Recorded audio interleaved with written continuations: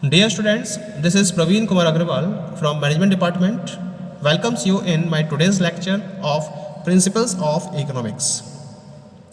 जैसा कि previous lecture में हमने टॉपिक स्टार्ट किया था loanable funds theory of interest, और इस थ्योरी में मैंने आपको डिस्कस किया था कि रेट ऑफ इंटरेस्ट को डिटरमाइन करने के लिए हमें demand and supply of loanable fund के इक्विलिब्रियम पॉइंट को डिटरमाइन करना होता है।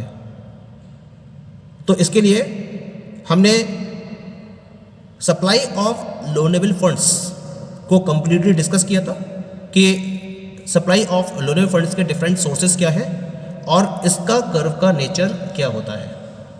ये हमने प्रीवियस लेक्चर में कंप्लीटली डिस्कस किया था। आज के लेक्चर में हम रेस्ट ऑफ द पार्ट को डिस्कस करेंगे। The second component is demand for loanable funds. जैसा कि पहला कंपोनेंट था इसके अंदर सप्लाई ऑफ लोनेबल फंड्स, अब हम बात करेंगे about the second component that is demand for loanable funds. Whenever we are talking about the demand for loanable funds, that it mainly comes from three sources. ये तीन fields हैं जहाँ से loanable funds की डिमांड आती है। पहली field है इसके अंदर that is investment, second field है consumption and third field is the holding. पहले बात करते हैं इन्वेस्टमेंट की। The maximum of the demand for loanable funds arises from the business firms who borrow money for purchase or making new capital goods including building up of inventories। यानी कि loanable funds की जो maximum requirement है, जो maximum demand है, वो उन particular business firms की तरफ से आती है जो कैपिटल गुड्स को, नए नए कैपिटल गुड्स को परचेज करने के लिए या उन्हें बनाने के लिए या फिर इन्वेंट्रीज के एक पर्टिकुलर लेवल को मेंटेन करने के लिए मनी को बोरो करते हैं। उनकी तरफ से मैक्सिमम डिमांड आती है। इन्वेस्टमेंट करना है उनको, नए नए बिजनेसेस को ओपन करना है। जब नए बिजनेस को ओपन करना है तो कुछ फंड तो उनके पास अपना अवेलेबल होता है, लेकिन इसमें ज़्यादा अमाउंट इन्वेस्ट होता है, तो ये कहाँ से लेते हैं इसको, है ना, they are getting it from the loanable funds.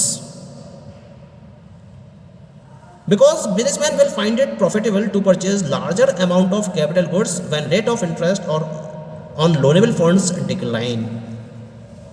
Obvious है, जब लोनेबल फंड्स पर रेट ऑफ इंटरेस्ट कम होगा तो जो बिजनेसमैन हैं उनके लिए ये फायदे का सौदा होगा, और वो क्या करेंगे, larger amount of capital goods को परचेज करेंगे with the help of more and more loanable funds. क्योंकि इंटरेस्ट कम है तो लोनेबल फंड्स की डिमांड उनकी तरफ से ज़्यादा होगी, और जब डिमांड ज़्यादा होगी तो उसके बेसिस पर वो larger amount of capital goods को परचेज करेंगे। लेकिन अगर रिवर्स सिचुएशन होती है, रेट ऑफ इंटरेस्ट अगर ज़्यादा हो जाता है, तो उस केस में क्या होगा, इनकी तरफ से लोनेबल फंड्स की डिमांड लगातार कम होती चली जाती है। तो इन्वेस्टमेंट का लेवल क्या है, वो लेवल डिसाइड करेगा कि लोनेबल फंड्स की मार्केट में डिमांड कितनी होगी। लेकिन अगर मैं रेट ऑफ इंटरेस्ट से कंपेयर करूं तो रेट ऑफ इंटरेस्ट और इन्वेस्टमेंट के बीच में एक इन्वर्स रिलेशन हो गया। जितना रेट ऑफ इंटरेस्ट कम होगा उतना ही लोनेबल फंड्स की डिमांड ज़्यादा होगी और उतना ही इन्वेस्टमेंट ज़्यादा होगा, और जितना रेट ऑफ इंटरेस्ट ज़्यादा होगा उतने ही लोनेबल फंड्स की डिमांड कम होगी और इन्वेस्टमेंट उतना ही कम होगा। तो ये एक इन्वर्स रिलेशन को रिप्रेजेंट करता है between rate of interest and investment. ठीक है। The second source is consumption. Consumption क्या मतलब हुआ इसका, हाउस होल्ड्स और इंडिविजुअल्स अपने पर्सनल कंजम्पशन के पॉइंट ऑफ व्यू से डिफरेंट टाइप के ड्यूरेबल गुड्स को परचेज करते हैं। जैसे उन्हें ऑटोमोबाइल्स परचेज करने होते हैं, two wheelers, four wheelers, refrigerators हैं, एसी हैं, इन सारे प्रोडक्ट्स को परचेज करना होता है।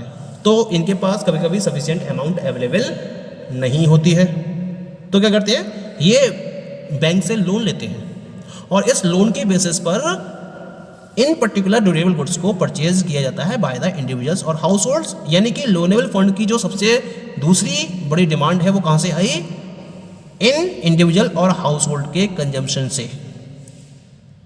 और इस पर्टिकुलर कंजम्पशन के पॉइंट ऑफ व्यू से लोनेबल फंड को डिमांड किया जाता है on the basis of its rate of interest.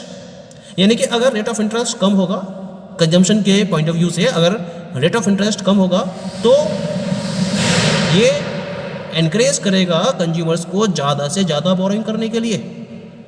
लेकिन अगर रेट ऑफ इंटरेस्ट ज़्यादा होगा तो कंज्यूमर्स डिस्करेज हो जाएंगे और कंजम्पशन के पॉइंट ऑफ व्यू से कम लोन को फॉलो करेंगे। तो एक तरह से देखा जाए तो कंजम्पशन और रेट ऑफ इंटरेस्ट के बीच में भी कैसा रिलेशन है, इनवर्स रिलेशन है। पॉइंट क्लियर हो गया। और थर्ड सोर्स है इसके अंदर, that is known as the hoarding. Hoarding का मतलब क्या होता है? The persons who want to hold money for their liquidity preference. कुछ लोग ऐसे होते हैं मार्केट के अंदर कि वो लिक्विडिटी प्रेफरेंस को प्रेफर करते हुए मनी को होल्ड करना चाहते हैं। तो तीसरी डिमांड इन पर्टिकुलर पर्सन्स की तरफ से आती है। होल्डिंग का मतलब होता है कैश को आइडल फॉर्म में रखे रहना अपने पास। जितना ज़्यादा रेट ऑफ इंटरेस्ट लोअर होगा उतना ही ज़्यादा लोग मनी को होल्ड करेंगे, और जितना रेट ऑफ इंटरेस्ट ज़्यादा होगा उतना ही क्या करेंगे, वो उसको डिसहोल्ड करेंगे। तो maximum demand for loan funds is coming from investment, then from consumption, and last it is coming from the hoardings. अच्छा, होर्डिंग में भी मेन क्या है?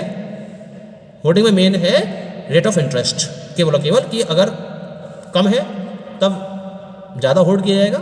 यानी कि एक तरीके से ये भी इनवर्स रिलेशन को रिप्रेजेंट करता है। तो यहाँ जो मैंने तीनों सोर्सेज आपको डिफाइन किए हैं, तीनों ही सोर्स रेट ऑफ इंटरेस्ट के साथ में इनवर्स रिलेशन को रिप्रेजेंट करते हैं। तो अगर मैं इन तीनों के कर्व्स को ऑब्टेन करूं तो कर्व कैसे होंगे? तीनों के डाउनवर्ड होंगे, ठीक है, डाउनवर्ड होंगे।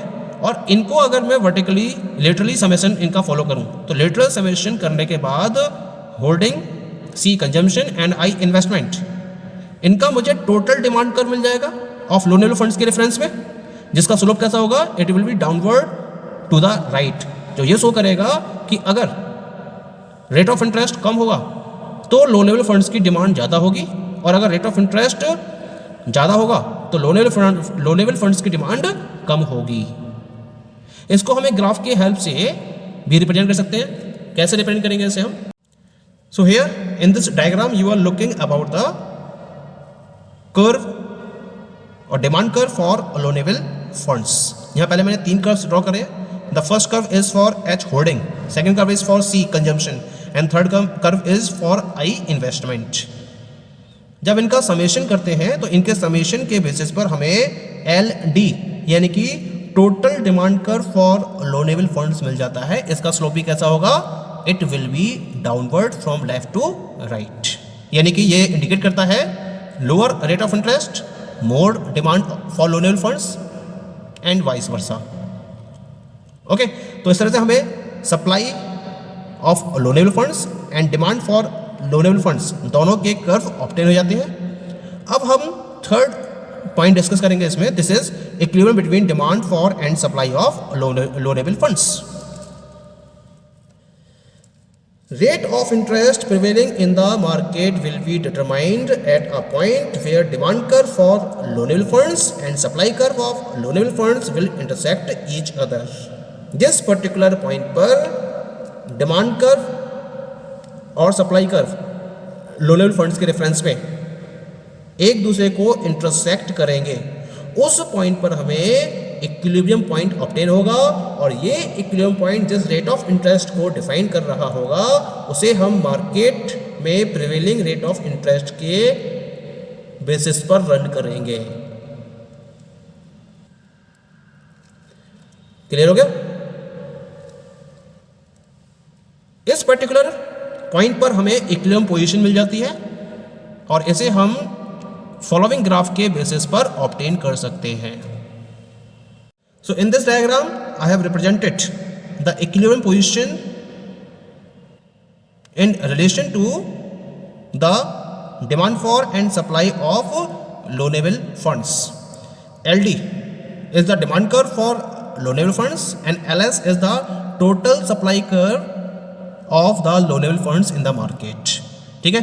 Both these curves, LD and LS, are intersecting at the point E. This point E is known as the equilibrium point. इस point E के corresponding हमें एक rate of interest determine होता है, this is the OR, जिसे हम equilibrium rate of interest के नाम से जानेंगे, यानी कि मार्केट में इसी रेट ऑफ इंटरेस्ट पर डीलिंग को फॉलो किया जा रहा होगा। और इसके corresponding this OM will be the demand for and supply of लो लेवल फंड्स, यानी कि इस रेट ऑफ इंटरेस्ट यानी कि इस इक्विलिब्रियम पॉइंट पर जो लो लेवल फंड्स की डिमांड है वो उसकी सप्लाई के बराबर होगी। इसी वजह से हम E को इक्विलिब्रियम पॉइंट कहते हैं और OR को हम इक्विलिब्रियम रेट ऑफ इंटरेस्ट के नाम से जानते हैं। ये तो बात हो गई इक्विलिब्रियम पॉइंट की, और इस तरह से हम इक्विलिब्रियम पॉइंट के बेसिस पर और लो लेवल फंड थ्योरी के बेसिस पर प्रिवेलिंग रेट ऑफ इंटरेस्ट को डिटरमाइन कर लेते हैं। अब बात आती है, अगर मार्केट में इस रेट ऑफ इंटरेस्ट से ज़्यादा या इससे कम फॉलो किया जाता है तो क्या सिचुएशन क्रिएट होगी। सपोज करते हैं कि जो रेट ऑफ इंटरेस्ट है वो OR से बढ़कर OR डैश हो गया। जब OR से बढ़कर OR डैश होगा तो उस केस में दिस पर्टिकुलर पोर्शन जिसको मैंने डैश से रिप्रेजेंट किया है ये एक्सेस सप्लाई को रिप्रेजेंट करेगा, क्योंकि रेट ऑफ इंटरेस्ट हो गया ज़्यादा तो मार्केट में सप्लाई बढ़ जाएगी और जो डिमांड होगी वो कम हो जाएगी, क्योंकि सप्लाई के सोर्सेज के थ्रू ज़्यादा सप्लाई लो लेवल फंड्स की सप्लाई ज़्यादा की जाएगी रेट ऑफ इंटरेस्ट बढ़ने की वजह से, लेकिन जो सोर्स ऑफ डिमांड है उनकी तरफ से डिमांड कम की जाएगी क्योंकि रेट ऑफ इंटरेस्ट ज़्यादा है। तो उस केस में जो सप्लाई है वो एक्सेस में हो जाएगी, यानी कि कुछ पर्टिकुलर लो लेवल फंड ऐसा होगा जो परचेज नहीं किया जाएगा तो उस केस में वो एक्स्ट्रा बचेगा, और उसके एक्स्ट्रा बचने की वजह से रेट ऑफ इंटरेस्ट पर एक प्रेशर पड़ेगा और वो रेट ऑफ इंटरेस्ट क्या होगा, डाउन होना स्टार्ट होगा। और वो तब तक डाउन होगा जब तक कि डिमांड और सप्लाई दोनों इक्वल नहीं जाते। जिस पॉइंट पर डिमांड फॉर लो लेवल फंड्स और सप्लाई ऑफ लो लेवल फंड्स इक्वल हो जाती हैं वहाँ ये एक्सेस सप्लाई ज़ीरो हो जाएगी, तो रेट ऑफ इंटरेस्ट जो होगा वो इक्विलिब्रियम रेट ऑफ इंटरेस्ट में कन्वर्ट हो जाएगा। दूसरी कंडीशन बात करते हैं, अगर रेट ऑफ इंटरेस्ट OR से कम होकर OR डबल डैश रह जाता है तो क्योंकि रेट ऑफ इंटरेस्ट कम रह गया तो ऑब्वियसली डिमांड बढ़ेगी और जो सप्लाई है वो कम हो जाएगी। तो इसका मतलब जो डिफरेंस इनके बीच का उसे हम बोलेंगे एक्सेस डिमांड। और एक्सेस डिमांड ऑफ लो लेवल फंड्स के केस में क्या होगा, प्रेशर पड़ेगा एक प्राइस पर रेट ऑफ इंटरेस्ट पर, और प्रेशर क्या होगा, राइजिंग प्रेशर पड़ेगा, और उस राइजिंग प्रेशर की वजह से लगातार रेट ऑफ इंटरेस्ट बढ़ता चला जाएगा। जब रेट ऑफ इंटरेस्ट बढ़ेगा तो उसकी वजह से डिमांड और सप्लाई में चेंजेस होंगे। डिमांड रेट ऑफ इंटरेस्ट बढ़ेगा तो डिमांड लगातार कम होने लगेगी और जो सप्लाई है वो लगातार बढ़ने लगेगी, और धीरे धीरे ये प्रोसेस तब तक चलेगी जब तक कि डिमांड और सप्लाई दोनों इक्वल नहीं जाते हैं, और ये इक्वल होंगे किस रेट ऑफ इंटरेस्ट पर, OR रेट ऑफ इंटरेस्ट पर। तो कुल मिला के क्या होगा कि रेट ऑफ इंटरेस्ट चाहे ज़्यादा हो जाए या कम हो जाए, लेकिन एक्सेस सप्लाई और एक्सेस डिमांड की कंडीशन के बेसिस पर इन पर एक प्रेशर पड़ेगा जिसकी वजह से इन्हें इक्विलिब्रियम की पोजीशन में आना ही होगा। और इस तरीके से जितनी भी फर्म्स हैं, चाहे वो सोर्सेज ऑफ सप्लाई है या फिर सोर्सेज ऑफ डिमांड है, they will operate at a particular rate of interest. This is OR, this is known as the equilibrium rate of interest in the market. Okay, thank you.